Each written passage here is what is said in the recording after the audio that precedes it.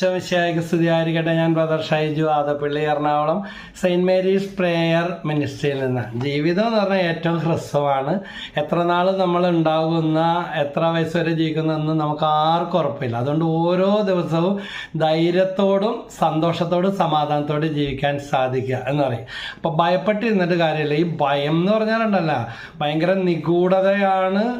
ചിലപ്പോൾ അത് അംഗീകരിക്കാൻ പോലും അത് അനുഭവിക്കുന്നവർക്ക് അതിൻ്റെ കാരണങ്ങൾ കണ്ടെത്താനോ വിടുതൽ നേടാനോ പറ്റുകയില്ല എന്ന തരത്തിലുള്ള കാർന്നു തിന്നുന്ന അവസ്ഥയാണ്. അത് വേണ്ടല്ലോ, അങ്ങനെ ജീവിതം നശിപ്പിക്കാനുള്ളതല്ല.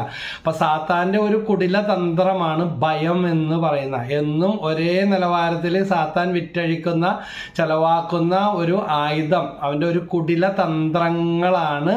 അതുകൊണ്ട് എഫെസസ് 6 പറയുന്നുണ്ട്, സാത്താൻ്റെ കുടില തന്ത്രങ്ങളെ എതിർത്ത് നിൽക്കാൻ വിശ്വാസത്തിൻ്റെ പരിചയെടുക്കുവിൻ. അപ്പം നല്ല വിശ്വാസം വർദ്ധിക്കാനുള്ള കൃപയ്ക്ക് വേണ്ടി ദൈവത്തോട് പ്രാർത്ഥിക്കുക. ദൈവത്തിലും നമ്മളിലും, നമ്മളെ തന്നെ വിശ്വാസം ഇല്ലാത്തവർക്കും മറ്റുള്ളവരെ വിശ്വസിക്കാനോ ദൈവത്തെ വിശ്വസിക്കാനോ പറ്റുമോ?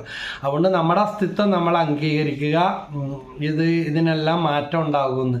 വിവാഹം വേണ്ടെന്ന് വെച്ചിരിക്കുന്നവരുണ്ട് ഭയം മൂലം മരിച്ചാൽ മതി എന്ന് ചിന്തിച്ചിരിക്കുന്നവരും മരിക്കാൻ ശ്രമിച്ചവരും ഉണ്ട്.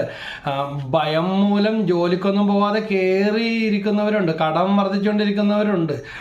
ഒന്നിനും പോവാതെ ഇങ്ങനെ നിഷ്ക്രിയരായിട്ടിരിക്കും. മടുപ്പ്, നിരാശ, ആത്മഹത്യാ ചിന്ത. അതുകൊണ്ട് ഭയം കൊണ്ട് ആരും ഒന്നും നേടിയിട്ടില്ല. സ്വന്തം കഴിവുകൾ പുറത്തെടുക്കാൻ പറ്റാതെയും കഴിവില്ല എന്ന് പറഞ്ഞ് സാത്താൻ ഇങ്ങനെ ഉള്ളിൽ കൊടുക്കും തെറ്റായ ബോധ്യം. രക്ഷയില്ല, കഴിവില്ല, അതിൻ്റെ കാര്യം പോക്കാണ് എന്ന് പറഞ്ഞിട്ട് അത് മറ്റുള്ളവരിലൂടെ പറയുക, അല്ലെങ്കിൽ സ്വയം പറയും. അപ്പോൾ ദുശീലങ്ങളിലേക്കും തഴക്കദോഷം, കുറ്റം പറച്ചിൽ, ആത്മഹത്യ ചിന്ത, ഇതിലേക്കെല്ലാം പോകും. വരപ്രസാദം നഷ്ടപ്പെട്ട്, കൃപ നഷ്ടപ്പെടുത്തി, കൂദാശ ചൈതന്യം ഇല്ലാതെയൊക്കെ ജീവിക്കുന്ന അവസ്ഥ. പറയുമ്പോൾ എല്ലാം ഉണ്ടെന്ന് പറയും, പക്ഷേ വെറുപ്പും വിദ്വേഷവും ദൈവത്തോടും മനുഷ്യരോടും വെച്ചിട്ട് വല്ല കാര്യമുണ്ടോ? അത് മാറ്റിയാലേ കൂദാശ ചൈതന്യം വളരുകയുള്ളൂ. അപ്പോൾ 2 തിമോത്തി 1:7 വചനം തരാനാണ് ബ്രദർ ഇതെല്ലാം പറഞ്ഞത്. ഭീരുത്വത്തിൻ്റെ ആത്മാവിനെ അല്ല ദൈവം നമുക്ക് നൽകിയിരിക്കുന്നത്, ശക്തിയുടെയും സ്നേഹത്തിൻ്റെയും ആത്മനിയന്ത്രണത്തിൻ്റെയും ആത്മാവിനെയാണ്. Praise the Lord. ഈ വചനം 2 തിമോത്തി 1:7 വചനം ഇന്ന് തൊട്ട് ആവർത്തിച്ച് പല ആവർത്തി ഒരു മാസം ഒന്ന് പ്രാർത്ഥിക്കാൻ തുടങ്ങി. ഈ വചനം എന്നിൽ നിറയട്ടെ.